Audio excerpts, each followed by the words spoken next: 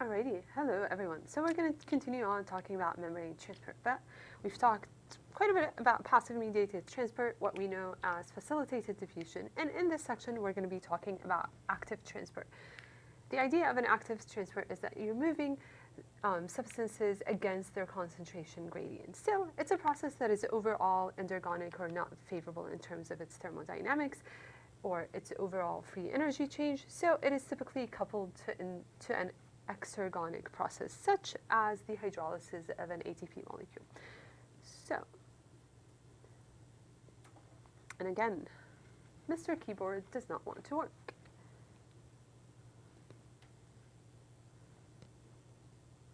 So,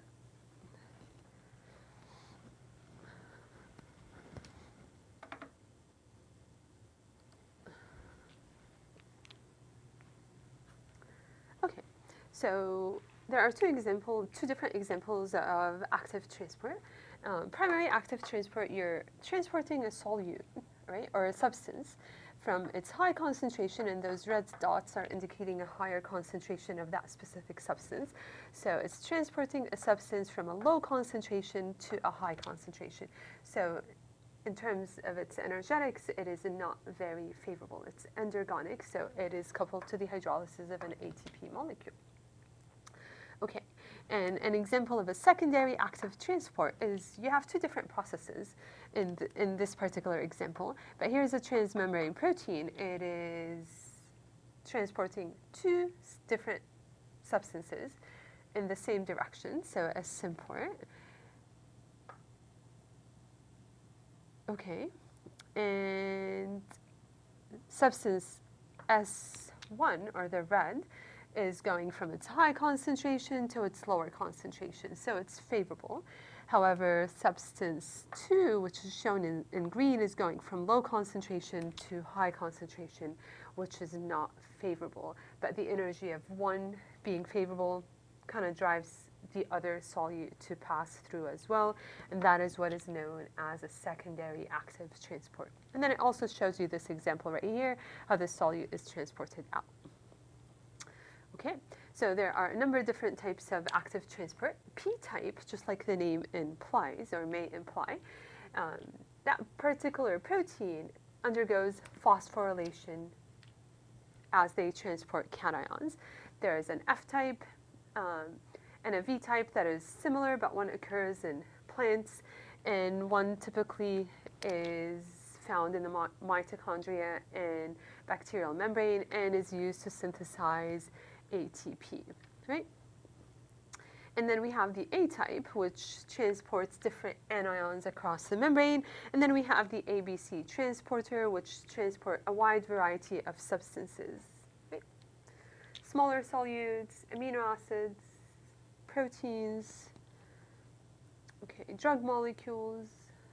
All right, so one example that we'll discuss is a sodium-potassium ATPase.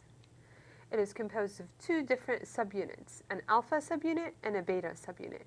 Now, the beta subunit is shown in that purple color, right? It is mostly towards the extracellular surface, but part of it is towards the membrane. And it is composed, its alpha subunit is composed of different domains. It's composed of a transmembrane domain known as the M domain for transmembrane. And that is composed of several alpha helices that span the membrane. It is composed of a nucleotide binding domain known as the N domain that is found inside the cell, right? Or towards the inside of the membrane and towards the cytosol. There is an actuator domain, and that domain is the one that undergoes the majority of conformational changes, and it is shown right here as the A domain. And there's also the phosphorylation domain that is near the nucleotide binding domain, right? And typically it's an aspartic acid residue that will end up being phosphorylated, okay?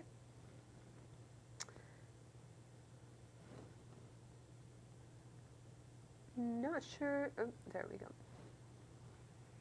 Okay, so the potassium, the sodium-potassium pump acts as an antiport. So it's transporting both sodium and potassium but in opposite direction and against their concentration gradient, right? So inside the cell, right, towards the intracellular surface, the concentration of potassium is high. It's 140 millimolar, right? But it's transporting potassium from inside the cell, from outside the cell, where the concentration is low, towards the inside of the cell, where the concentration is high.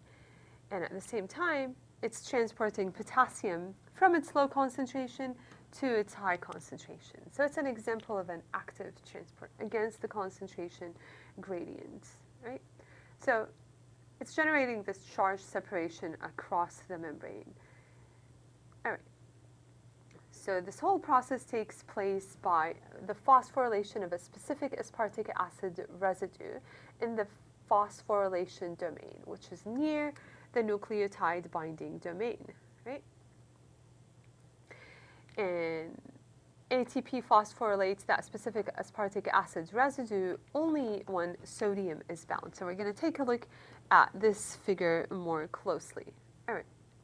So the protein, that sodium-potassium ATPase, and hence the name ATPase, because the process takes place through the hydrolysis of an ATP molecule and the phosphorylation, in this case, of a specific aspartic acid residue. So the protein, all right, that transmembrane protein, transport protein, goes through two different conformations, right? One is known as the E1 conformation, and one is known as the E2 conformation. All right. In its E1 conformation, it will bind an ATP molecule. So it will have E1 ATP, right? And that occurs inside the cell, right? Within the cytoplasm. And that's where the nucleotide binding domain is, right? The nucleotide binding domain is inside the cell, within the cytoplasm. All right.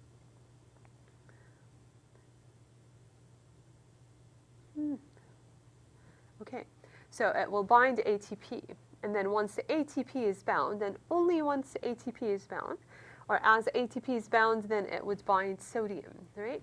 But it will bind to 3 sodium ions. Okay, so then it forms this complex between the enzyme ATP and the sodium. And only once sodium is bound does it phosphorylate that specific aspartic acid residue, and the ATP is converted into ADP, or is hydrolyzed into ADP, right? And magnesium is required, remember, to stabilize that, negative charge on ATP. Okay, so when sodium is bound, then ATP is hydrolyzed into ADP, and there is a specific aspartic acid residue in the phosphorylation domain that ends up being phosphorylated. So then it ends up forming the E1 phosphorylated aspartic acid residue, and the 3 sodium ions are still bound. Okay, so that causes the phosphorylation of the aspartic acid residue causes a conformational change that takes the protein from its E1 conformation to its E2 conformation, which causes the release of sodium ions outside the cell. Now in its E2 conformation, it can now bind potassium ions. So now in its E2 conformation, it can actually bind potassium ion, but the E2 conformation is still phosphorylated, right? It is still phosphorylated. It can now bind potassium ions, and once potassium ions are bound, right, that triggers the dephosphorylation of that specific aspartic acid residue, which takes the enzyme back to its E1 conformation, hence releasing that potassium ions inside the cell. Okay? so sodium binds to its E1 conformation after ATP is bound, and the hydrolysis of ATP into ADP and the phosphorylation of that specific aspartic acid residue in the phosphorylation domain requires sodium to be bound. Once sodium is bound and ATP is bound, and ATP is hydrolyzed into ADP, phosphorylating that aspartic acid residue, the entire protein will undergo conformational change, which releases sodium outside of the cell. Then that triggers potassium to bind, right? The protein at that point in time is still phosphorylated, right? But the binding of potassium triggers the dephosphorylation of the protein, right? And once the protein is dephosphorylated, it goes back to its E1 conformation, which triggers, potassium ions to be transported inside the cell. All right, another example that we'll take a look at is the calcium ATPase, right? And it is an active transporter. It is pumping potassium outside of the cytosol where its concentration is very low, towards the outside where its concentration is many folds higher.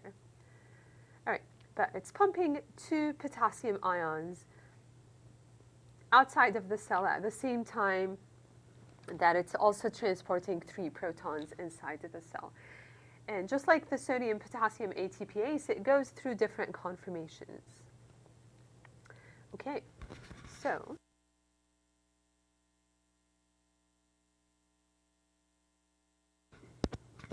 if you take a look at the protein, right, it has a transmembrane domain that is composed of alpha helices. It also has an actuator domain that again undergoes the most conformational changes. It has a phosphorylation domain where a specific aspartic acid residue will be phosphorylated. And it has a nucleotide binding domain, and that's where the ATP molecule will bind. Actuator, phosphorylation, nucleotide binding domain are all within the cytosol. All right, so it goes through 2 different conformations. Again, the E1 and the E2 conformations. In the E1 conformation, ATP will bind. And once the ATP is bound, that will also trigger 2 calcium ions to bind. And once both the ATP and calcium are bound, that will trigger the phosphorylation of a specific aspartic acid residue within the phosphorylation domain, right?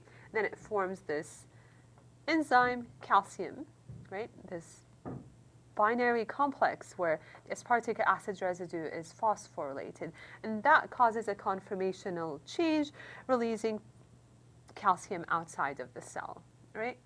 And once it's released, that causes the dephosphorylation of that aspartic acid residue, and the enzyme goes back, the protein goes back into the original conformation. All right, so here's another example of it between its calcium bound and calcium free state. And if you notice the purple versus the green is showing you the protein in the absence of calcium. And if you note, and the purple is showing it to you in the presence of calcium. And if you notice, the majority of those conformational changes are happening within those domains, right? The N-terminal domain, the actuator domain. Okay, so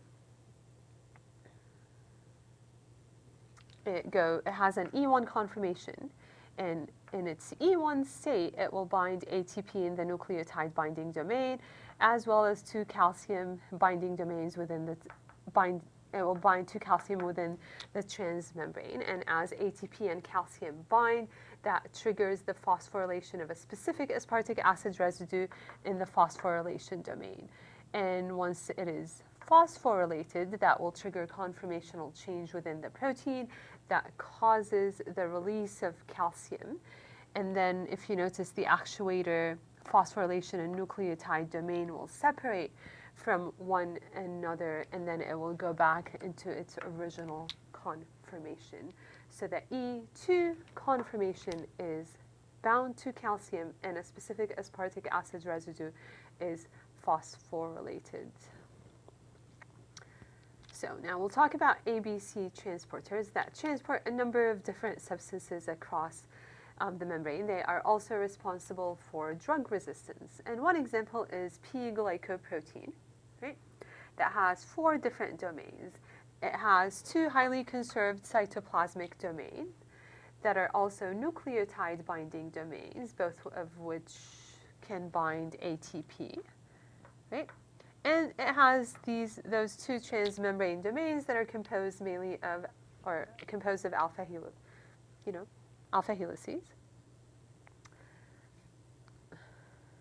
Oopsie. Okay, so what happens is when a substance comes in and binds to the protein or an ABC transporter, the 2 nucleotide binding domains, once they're bound to ATP, they dimerize, or they become in close proximity to one another, right? The binding of a substance, as a substance diffuses from the extracellular space towards that channel or towards the inside of that protein, that will trigger the hydrolysis of ATP into ADP, which will separate both nucleotide binding domains from one another and allow the substance to pass through to the inside of the cell, or to the cytoplasm. All right, so in ABC binding transporters, they have nucleotide binding domains towards the inside, or in the cytoplasm, and both of which have an ATP binding site. And once the ATP is bound, they dimerize, right? And as ATP is hydrolyzed, they allow that substance to pass through, right? So it's much like a gate in a way, right? It opens and closes. Well, one of the term that we use for them is that they're multi-drug resistant transporters, right? And the reason behind that, if you have a hydrophobic drug molecule that can initially diffuse through the membrane, what happens is that it ends up binding to the binding site of the ABC transporter within the membrane, right? Which is aligned of many hydrophobic residues, right? So it can bind right through it, and that triggers ATP molecules, an ATP molecule to bind on either end of the on either one of the nucleotide binding domain, which triggers both nucleotide binding domain to dimerize. And what happens, instead of that drug molecule or ligand being diffused towards the inside, it goes back. Once they dimerize, they open the site on the opposite end, and that drug molecule will end up being kicked back out to the extracellular space. Okay. And now we'll talk a little bit about ion gradients. But if you take a look of a sodium-glucose symport, right? And those ion gradients really generates energy that is used for endergonic, processes that take place. So here's an example of a sodium-glucose symport that is transporting both sodium and glucose inside the cell. And then once they're inside the cell, the potassium-sodium ATPase is responsible for keeping that potassium level, a low level of sodium inside the cell. So it transports sodium outside of the cell, right? And that specific sodium-potassium ATPase is found on the capillary side of the cell. And the glucose molecule is transported out via a different transport proteins and into the bloodstream. Okay, well, one example of an ion gradient is lactose permease. And gram-negative bacteria such as E. coli really have many different active transport systems for concentrating sugars, right? And one example that we'll discuss is lactose permease. And if you notice, it's composed of alpha helices. Think about a number of different alpha helices, and which are found within the transmembrane. And there's about 410 residues in lactose permease. And the idea is that it utilizes a proton gradient across a bacterial membrane to both transport lactose inside the cell as well as protons inside the cell. And this proton gradient is generated from mainly from oxidative metabolism, right? Which is what we're showing you right here. You know, oxidative metabolism will mainly generate this proton gradient. And lactose permease or lactose transporter will transport lactose inside the cell as well as protons inside the cell, 3 different protons. And it does go through 2 different conformations known as E2 and E1. And its E2 conformation, it has high affinity to in its E2 conformation, it has high affinity to lactose. And its E1 conformation has low affinity to lactose. About what happens outside the cell or in the extracellular surface, the lactose permease is in its what we call its E2 conformation. It will then bind to 3 different protons, and then forming that complex with the protons will allow lactose to bind to the lactose permease. And once lactose is bound, that undergoes conformational change, which allows lactose to be transported inside the cell, right? And then the protein goes from its E2 state to its E1 state, which has low affinity to lactose, hence releasing lactose. And once lactose is released, that allows the protons to be released as well, and the protein goes back into its original E2 conformation. Right? Okay, so protons must be bound first. Right? And that's just an example of it and how the lactose binding site is within the membrane. And if you notice, that was the case in really all the examples that we've talked about thus far.